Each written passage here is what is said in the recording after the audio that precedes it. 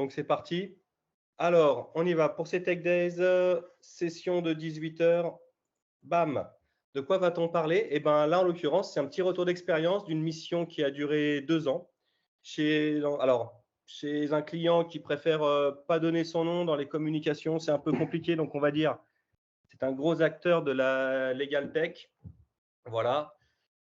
Et on va voir ça plus en détail dans le slide suivant. Voilà, en gros, c'est quoi? C'était une mission où j'ai été dépêché comme Scrum Master chez un éditeur logiciel donc de la Legal Tech qui a un logiciel phare. Il est leader de son marché dans tous les domaines légaux, c'est-à-dire chez les juristes, les notaires, avocats, et puis aussi les trucs qui en découlent un petit peu, genre les agences immobilières, ce genre de choses. Ils ont un logiciel phare qui est leader du marché, mais qui est vieillissant, qui a 15-20 ans. Ils se disent, on va faire une nouvelle version, on recommence from scratch avec une stack technique actuelle. Voilà. Et ça serait pas mal que si on change notre stack technique, on change les méthodos avec. En ce moment, c'est à la mode dans des SI Magazine et tout. Tiens, si on passait pas l'agilité au passage. Donc ça, c'est un petit peu pour le contexte côté client. Donc, pour info, voilà, c'est un plateau IT d'une centaine de personnes. Alors, eux, leur choix, ce qui était pas mal. Moi, je suis rentré parce qu'ils se sont dit, OK, si on passe à l'agilité, on va peut-être pas mettre tous les œufs dans le même panier. On va faire un petit projet indépendant qui n'a pas d'adhérence avec les autres. On va le faire travailler en Scrum. On va voir ce que ça donne. Et dans la philosophie un petit peu lean, on va prendre ce qui est bon. On va laisser de côté ce qui ne marche pas forcément. Et puis, on va essayer de l'adapter à toute l'entreprise. Pour ça, du coup, ils ont fait appel à Clanic. Clanic m'a recruté pour l'occasion. Donc, moi, en fait, je suis consultant depuis 2 ans. C'était ma première mission chez Clanic, chez ce client. Moi, perso, j'ai commencé en 2003. Ça fait 17 ans, en gros, que je suis dans l'IT. Donc, j'ai mangé du dev au petit-déj. J'ai fait chef de projet. Après, je suis parti vers la qualité. Puis ensuite, j'étais plus sur la partie agile, Scrum Master. J'ai les certifs PSM1, PSPO1, mais ça, c'est purement pour frimer. Ça n'apporte pas grand-chose au Rex. Et surtout, aujourd'hui, je suis product owner chez Dental Monitoring là, depuis 3 semaines. Donc, voilà, je pars plus maintenant sur un profil de PO. Donc, en fait, à la base, ça devait durer 3 mois. Je venais pour encadrer une petite équipe à part et on fait du pur Scrum, on voit ce que ça donne. Pourquoi? Parce que l'entreprise, tout simplement, et ma mission a accompagné un petit peu cet élan. C'est tout simplement qu'ils se sont dit, on va faire ça en 3 étapes. D'abord, un petit Scrum Lab indépendant, une équipe qui n'a pas d'adhérence, qui va bosser en Scrum. Les autres vont travailler en sorte de semi-Scrum dans l'état où ils étaient, on va dire, sans jugement de valeur. Et puis, si ça marche bien, on passe tout le monde en Scrum. Et puis, c'est là où on s'est rendu compte qu'il faudra une étape 3. C'est que c'est sympa si tout le monde est en Scrum, mais ce qui est sympa, c'est d'être plutôt dans l'agilité à l'échelle et qu'on mette en place un petit peu d'artefacts, de communication en tout cas, entre les équipes pour pouvoir avancer ensemble tout simplement. Donc, j'arrive, petite équipe pour mettre en place Scrum et voir ce que ça donne chez le client. Donc, c'est une nouvelle solution web. C'était une solution tout simplement pour entre 2 personnes qui veulent acheter et vendre une maison pour pouvoir pré-remplir des papiers sans passer par l'avocat et commencer à avoir une sorte d'écrit comme quoi je te vends bien ma maison ou j'achète ta maison, ce genre de choses. Voilà. Pas besoin de travailler avec les SI existants. On était 3 devs, un testeur, un SM, un PO et un UX UI dédié. C'est assez cool. Donc, si je compte bien, on était 7 dans l'équipe Scrum. Donc, on rentre complètement dans les clous. Et c'était un projet qui devait partir 3 mois. Et comme c'est un projet informatique, il a duré 6 mois. Donc, le gros point positif là-dedans, c'est que l'entreprise nous dit, les gars, vous avez carte blanche, vous faites comme vous voulez, et puis vous nous montrez ce que vous arrivez à prendre au bout de 6 mois. Donc, un SM dédié, en l'occurrence moi, pas de maintenance à gérer, pas de gestion du legacy, nouveau projet, ça c'est cool, pas d'adhérence, et c'était une solution plutôt simple. Donc, il ne tape pas sur les autres SI, et c'était simplement une solution web, au final, avec une petite base de données hyper light derrière, mais très léger, et donc pas d'interaction. Donc ça, c'est pour le contexte un petit peu de cette première étape qu'on pourrait appeler le passage à l'agilité au sein d'une équipe, l'étape 1, le Scrum, c'est-à-dire sans interaction entre les équipes. Et donc, clairement, qu'est-ce qu'il est ressorti de cette étape? Plein de choses, et là, vous allez me détester parce que c'est le slide que je n'ai pas retravaillé alors que j'ai dit que j'allais le faire dans la semaine. C'est-à-dire, qu'est-ce qu'il en ressort déjà?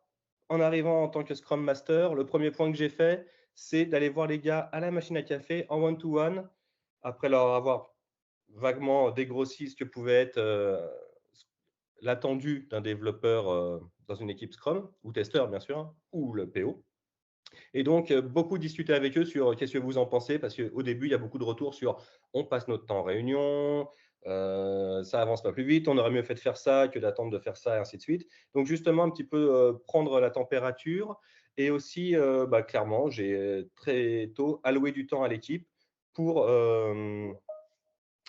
pour qu'ils puissent tout simplement lire le Scrum Guide. Alors, le Scrum Guide qui est assez âpre à lire quand même, voilà, et qu'on puisse en discuter ensemble. Mais c'est-à-dire associer ce passage à une nouvelle façon de faire à écoutez les gars, par contre, on se laisse du temps pour comprendre pourquoi on fait ça en fait. Voilà, c'était le premier point en tout cas sur la mise en place dans une équipe Scrum simple sans adhérence. Le deuxième point, ensuite, j'ai attaqué par la DOD, DOR pour pouvoir introduire la notion justement d'incrément qu'on pouvait livrer à la fin. Il faut que ça soit terminé.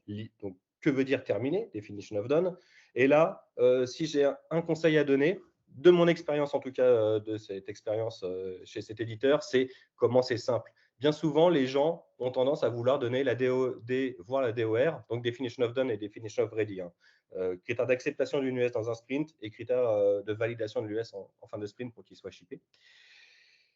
Sur ces points-là, beaucoup de gens ont tendance en fait à faire la DOD idéale. Ah, mais il faut tester avec des tests de perf, des tests de machin, de si, il faut que ça passe par la compta, le market et tout. En fait, oui, ta DOD, elle est magnifique en elle-même, mais est-ce que tu la suis? Pas forcément. Nous, on est parti sur le principe, et ça a bien marché, d'une DOD simplissime au début. On s'est dit, bah attends, notre premier sprint, il fait 3 semaines. Dans 3 semaines, est-ce qu'on aura ça en termes de qualité? Non. Bah alors, on ne met pas dans notre DOD, on validera nos premières US sans ça. C'est le choix qui a été pris. Maintenant, tout est discutable en fonction du contexte. Dans ce contexte aussi où j'accompagnais une équipe assez indépendante, il y a eu beaucoup d'accompagnement donc de la dev team et le pendant, le PO, quoi. C'est comment découper ces fichues premières US, c'est le plus dur. Donc là, pareil, introduire la notion d'US indépendante, toujours se demander est-ce qu'on ne peut pas la redécouper peut-être? Ça peut nous servir à remplir un sprint ou à mieux définir un sprint goal. À la limite, on ne paye pas à l'US. On était, effectivement, je ne l'ai pas précisé, nous étions sous Azure DevOps. Donc dans Azure DevOps, on ne paye pas à l'US. Si on peut remplir 3 US au lieu d'une et qu'elles sont globalement indépendantes, pourquoi pas? C'est l'état d'esprit en tout cas qu'on avait dans cette mise en place. Ça a pas mal marché aussi.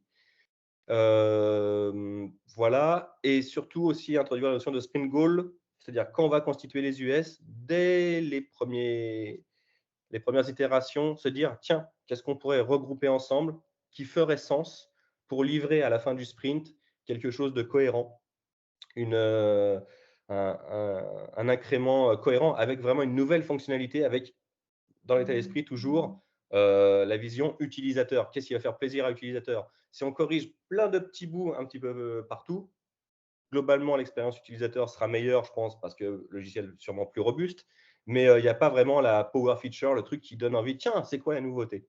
Là, on s'est dit justement, en découpant les US très finement, on pourrait se dire, tiens, on va caser peut-être un petit peu de ça à côté, parce qu'on est dans la vraie vie, mais on essaye de valider qu'il y ait une power feature qu'on lance à la fin. Une fois qu'on a découpé les US, il faut les estimer, ces US. Donc, la définition du point d'effort, ça aussi, c'est un gros chantier quand on commence une équipe Scrum. Nous, perso, je suis parti sur le truc le plus simple possible, qui n'est pas forcément idéal, mais au moins, ça permettait de s'adapter en fonction de comment l'équipe se sentait à l'aise ou pas avec le chiffrage en point d'effort. Donc, on s'est fait une suite de Fibonacci, tout simplement. Et pour les premières itérations, une fois qu'on avait travaillé la DOD et qu'on avait découpé les premières US, tout simplement, on a fait un workshop en piochant au hasard quelques US et on a fait d'extreme quotation juste pour se dire, voilà, tu as ta suite de Fibonacci avec ton 1, 3, 5, 8, 13, et j'ai oublié la suite. Après, on redécoupe de toute manière, enfin, on redécoupait en tout cas chez ce client. Et donc, voilà, toi, tu le passerais comment? Et au fur et à mesure, les gens commencent à se dire, ah oui, ça vaut du 5, ça vaut du 8, sans toujours être sur cette espèce de rapport jour-homme point d'effort. Alors, sur ces petites équipes, ça a très bien marché. Par la suite, on est repassé au jour-homme idéal pour essayer de recaler l'estimation des points d'effort, qu'on a dû étendre tout ça à toutes les équipes, par contre. Mais là, en tout cas, sur cette première phase, pour un projet complètement indépendant, de l'extreme quotation avec nos US et voir à peu près quel US valait tant ou tant de points d'effort ou devait être découpé, potentiellement, ça marchait bien.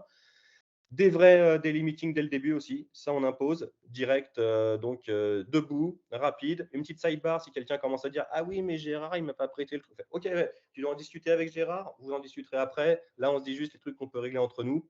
Assez rapidement, voilà, c'est non à la salle où il y avait d'autres équipes qui essayaient de s'y mettre en parallèle, mais sans être suivies. Et elles avaient tout de suite le réflexe d'être tous posés voilà, dans une salle avec 12 chaises à regarder un tableau et puis les gens sur leur téléphone ou en train de faire des trucs.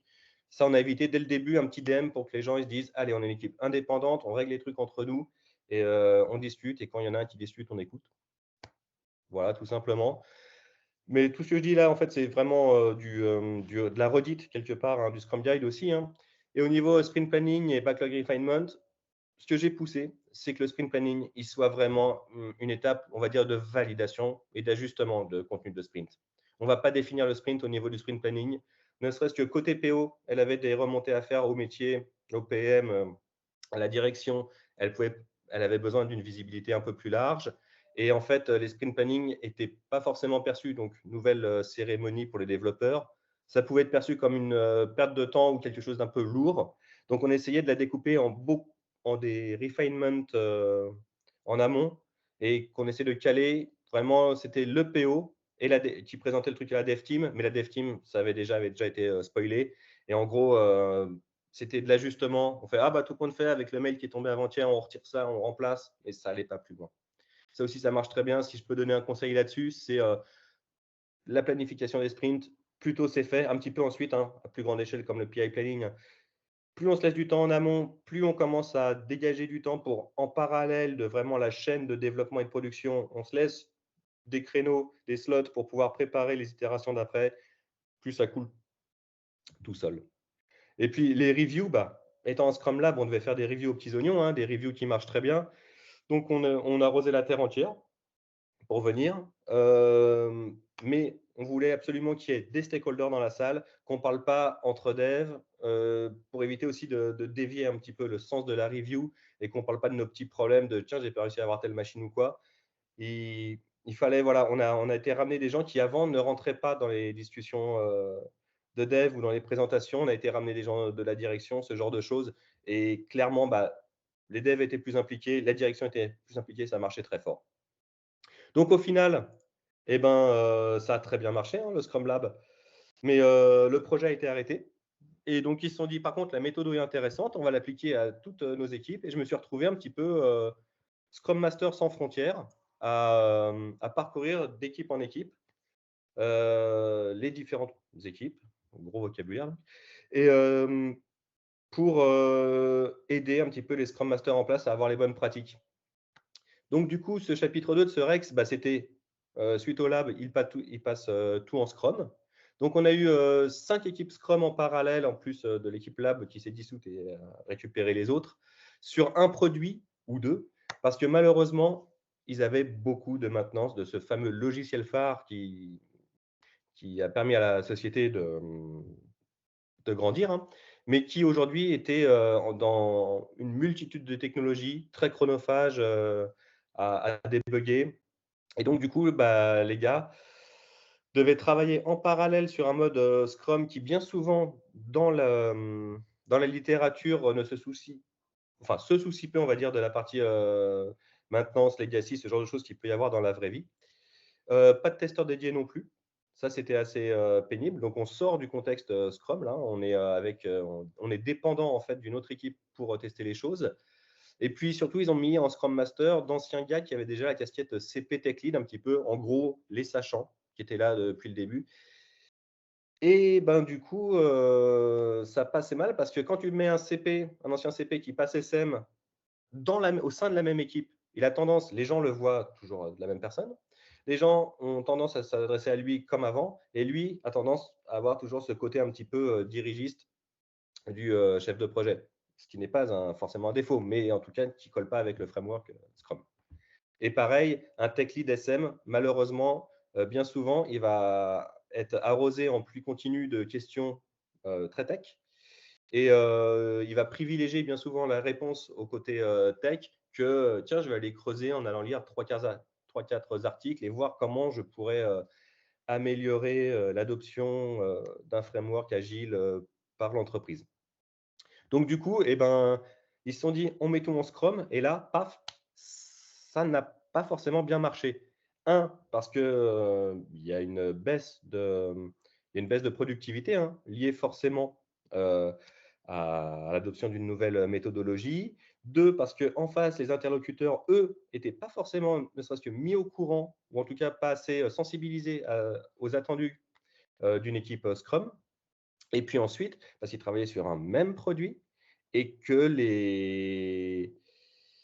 les adhérences, en fait, n'ont pas été assez levées en amont. Et du coup, les équipes croulaient d'un côté sous le legacy, sous le support, et de l'autre, étaient en attente, des fois en disant, ouais, mais telle équipe doit me livrer, ils ne m'ont pas livré, ah, je dois livrer à telle équipe, ben ouais, mais telle équipe va me donner la machine pour l'environnement, donc ça n'avançait pas, quoi. Donc, ça ne marchait pas au niveau entreprise. Après, par contre, il y avait quand même des efforts à mener. Donc, pour ma part, du coup, ce que j'ai mené déjà dès le début, c'est mettre en place une sorte de guilde. Plusieurs noms sont possibles, suivant si vous suivez du Spotify, du Safe ou quoi. C'est-à-dire, en tout cas, une entité, en gros, regroupant les personnes qui ont le même rôle dans les équipes. Donc là, c'était l'entité, enfin, le rôle était Scrum Master. On appelait ça le coin des Scrum Masters et très vite, on s'est réunis. Moi, j'ai posé la réunion hebdo, plus un canal dédié où le matin, par exemple, avant les DM, quand on arrivait, on pouvait poster dessus ce qu'on avait pu lire dans la littérature, sur les différents articles sur le web, sur le Scrum Mastering. Et le gros avantage, c'est que les gars étaient un peu stressés de passer de chef de projet à Scrum Master, Tech Lead Scrum Master, ce genre de choses. Et là, on disait, attends, calme-toi. Euh, on prend un peu de hauteur. C'est quoi un Scrum Master? Et donc, pareil, si vous êtes amené je pense, à épauler une entreprise qui va dans une transition agile à l'échelle, c'est hyper important cette espèce de fédération, en tout cas des Scrum Masters, des PO, mais même aussi des Tech Leads, des DevOps, ce que vous voulez, euh, de se dire, OK, on bosse comme ça, mais quelle est en fait la bonne manière de faire? Quel est l'état de l'art ou quoi? Et ça, on a besoin des fois de retirer un petit peu la tête du guidon. Et c'est hyper important pour moi, ces meetings et ces canaux dédiés où on peut discuter de sujets qui ne sont pas tiens, l'US 434 au quotidien, j'ai le serveur machin qui est tombé et tout. Et on retire la tête. Est-ce qu'on a une bonne vision produit? Est-ce qu'on a une. Voilà, ce genre de choses. Donc, pas mal de communication. Et souvent, quand on passe aussi de l'agilité au sein d'une équipe, ou en tout cas quand une entreprise veut monter à l'échelle, c'est qu'au début, au sein de l'équipe, le Scrum Master va régler les problèmes intrinsèques à l'équipe. Il nous manque une souris. Enfin, on n'arrive pas bien à comprendre le board, on va adapter notre board, le workflow de nos tickets dans notre suivi, que ce soit du Trello, Jira, Azure DevOps, si vous voulez. Mais dès qu'il va y avoir plusieurs équipes ensemble, on va commencer à se rendre compte que sur la totalité, il y a des profils qui commencent à ressortir un petit peu et qui sont un petit peu dans toutes les équipes. Il y a des gens qui vont se protéger en disant oui, mais attends, on m'a pas dit, j'ai pas signé pour ça ou quoi. Et on se rend compte que du coup, la transition, il faut qu'elle passe forcément, qu'elle soit portée par la direction, le management, les RH, le métier. En gros, c'est pas. Si on vous dit, tiens, toi, tu vas être CP dans un truc qui marche pas en agile, et puis c'est l'occasion de mettre des petites pépites d'agilité avancées, vous pouvez avancer jusqu'à un certain seuil, je pense, donc au sein de l'équipe, mais les gens peuvent en être très contents et ça peut marcher comme ça. Si on va aller plus loin et commencer à mettre en place des PI planning, du safe, ce genre de choses, c'est impossible que ça monte uniquement en fait des dev teams. Il faut absolument être encadré. Et là, il ne faut pas avoir peur un petit peu. Le rôle de Scrum Master, c'est ça aussi. C'est pas que être dans l'équipe, c'est aussi porter les besoins de l'équipe, qu'on peut voir dans différentes équipes, un peu plus haut pour que l'entreprise comprenne bien ce que ça veut dire de passer à l'agilité, quoi. Donc, du coup, le bilan, c'est que noyé par la maintenance, beaucoup de switch, pas de sentiment d'accomplissement parce que aussi les équipes ont été un petit peu mal découpées. Contrairement à ce qui peut être précisé dans le Scrum Guide ou le Nexus, on n'a pas laissé forcément les équipes. On n'a pas laissé les équipes en fait choisir ou se constituer elles-mêmes. Ça a été un choix plus managérial. Et du coup, ils ont fait des component teams, donc une équipe front, une plutôt business intelligence, enfin middle en tout cas, puis une équipe archi, la base de données était en place déjà. Et du coup, en fait, une feature, elle était toujours couverte par 3-4 équipes. Donc, les reviews n'étaient pas n'était pas folichonne parce que les gars avaient bossé sur un dixième. Qui va présenter, pourquoi ça serait que le front qui est mis en avant. Voilà. Donc, il y a eu un constat, à peu près aux 2/3 de ce retour d'expérience, et on est arrivé aux 3.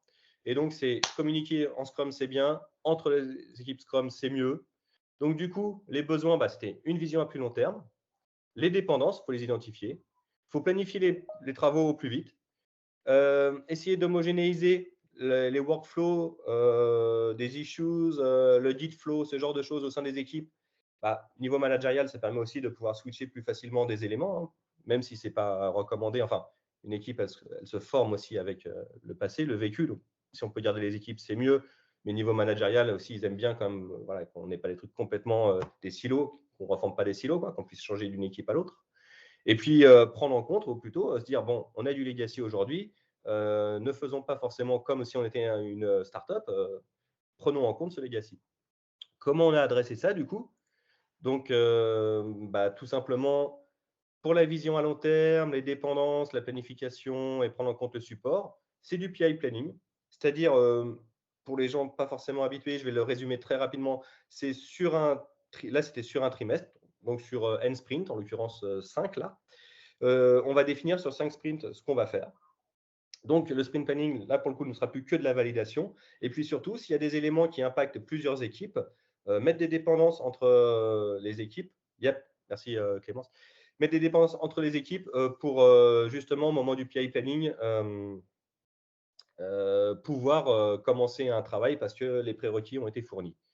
Ensuite, on se laisse du temps pendant un PI pour préparer le suivant, comme je disais, toujours en parallèle. Et des points réguliers, c'est le Scrum de Scrum. C'est un petit peu, très rapidement, le daily meeting, on va dire, à l'échelle. Je pense que ça fera hurler certains, mais c'est un petit peu le point de synchro entre les équipes en fonction de l'avancée des sprints, Et pour homogénéiser les manières de fonctionner, des communautés de pratique, que ce soit SM, DevOps, Test ou Dev.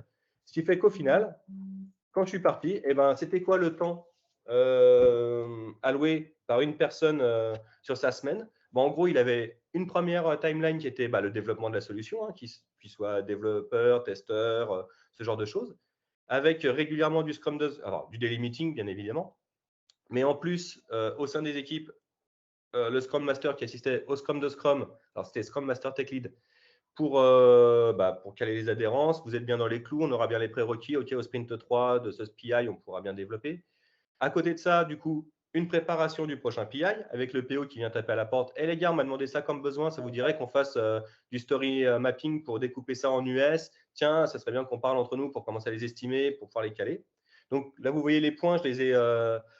ils se rapprochent. On avait, quand je suis parti, le dernier PI, en fait, le dernier sprint était dédié à ça. En théorie. En pratique, en fait, on rattrape aussi le retard du PI. Mais voilà. Et puis aussi, par les communautés de pratique, de la montée en compétences régulière avec des canaux dédiés et des réunions à minima hebdomadaires pour parler du sujet plus orienté rôle que vraiment application dans l'entreprise. Et avec tout ça, en fait, ils sont partis sur 2 ans d'un truc qui marchait en semi-agile, pas du tout agile, avec juste une équipe. Ah, tiens, ce qui a été fait dans cette équipe, c'est pas mal, on le met dans toutes, et ensuite, on les fait parler entre elles. On arrive à un truc qui tourne pas trop mal. Si vous avez des questions, bam, direct, vous pouvez aller sur le Teams, il y a Practice Agile Clanic, sinon vous demandez à des gens. Et merci, c'est l'heure des questions-réponses. Il est 27, j'ai dépassé de 2 minutes sur le planning, je suis désolé. N'hésitez pas à lâcher vos questions. Est-ce que c'était clair? Est-ce que vous m'entendez? Oui, très bien. Merci beaucoup. Cool, merci David. Donc, pour le dépassement de planning, je pense que Clémence t'adressera un blâme. Pas du tout. C'était très bien, Julien. Waouh, super. Alors, le truc le plus important à noter, moi que je retiens parce que c'est par expérience le truc à retenir, tout se passe à la machine à café. Mais alors, s'il y a un truc à retenir, ce qu'a dit David, pareil. C'est 51% du boulot de Scrum Master. Voilà, écoutez, je pense que c'est assez clair pour vous. Il n'y a pas trop de questions. Julien, juste, on a une petite question dans le chat, je crois. J'ai vu un bravo. Ouais. Et la rétrospective? Yes. Alors, les rétros, là, pour le coup, sur toute la mission, c'était pareil. Il n'y a pas eu gros de changement. Rétrospective, alors perso, moi, j'utilise Fun Retro et Retromat. Et globalement, on en était resté au sein des équipes. Au début, on créait une US pour. En fait, on faisait la rétro. À l'issue de la rétro, ce qui est très important, c'est de conserver. Nous, on gardait 3 actions à faire. Ces 3 actions, au début, on les mettait comme une US en vie de l'équipe. Ensuite, on avait un planeur dédié dans Teams pour ça. Et sur la rétro, les seuls conseils que je peux donner, en tout cas à mon niveau, c'est penser surtout dans une rétro à donner l'état d'avancement du suivi des actions qui ont été décrites à la rétro d'avant, que les gens se rendent compte que derrière, tiens, ça serait bien qu'on fasse ça, ok, on va s'en occuper. C'est bien de montrer que, ok, on s'en est occupé, parce que des fois au début, il y a plein d'idées, et puis légalise, j'en ai marre de vous donner mes idées, vous ne faites rien derrière. Donc c'est surtout un suivi des actions qui ont été décrétées avant, et puis changer régulièrement, pas hésiter à faire des icebreakers, il faut que ça soit quand même convivial, et que grâce à la machine à café, les gens soient détendus et n'hésitent pas à vous parler, quoi. C'est le but premier aussi. Voilà, j'espère que ça a répondu à la question. Génial. Ouais, mais je bois pas d'alcool. Alors du coup, ouais, ce serait. Ouais, c'est une expérience que j'ai. La rétro-péro, ça marche toujours. C'est vrai, ceux d'à côté faisaient effectivement saucisson apéro pour les rétros et les langues se délient, quoi. Forcément, ça marche bien. Carrément. Écoutez, bah voilà. Je pense qu'on a, voilà, à 19h, comme Clémence vous le note dans le chat, il y a Rachid qui fait un point sur quoi de neuf, boss. J'ai oublié le titre entier. Boss, tu es libre ce soir. On a perdu le contrôle des clusters de prod. Chose qu'on n'aime pas entendre, je pense, au téléphone. Mais Jamais. voilà. C'est tout pour moi. Clémence, est-ce qu'il y a un truc que je dois annoncer en plus? Oui, il y a le sondage qui apparaît là en temps réel sur vos écrans. Si vous pouvez nous donner une petite note sur l'intervention, ce serait top. Parfait. Merci beaucoup, Julien, pour ton intervention. Merci à vous. Merci, Julien. Bonne fin de journée. Merci. Bonne fin de journée à tous. Allez, bonne fin de journée à tous. Ciao. Merci. Au revoir.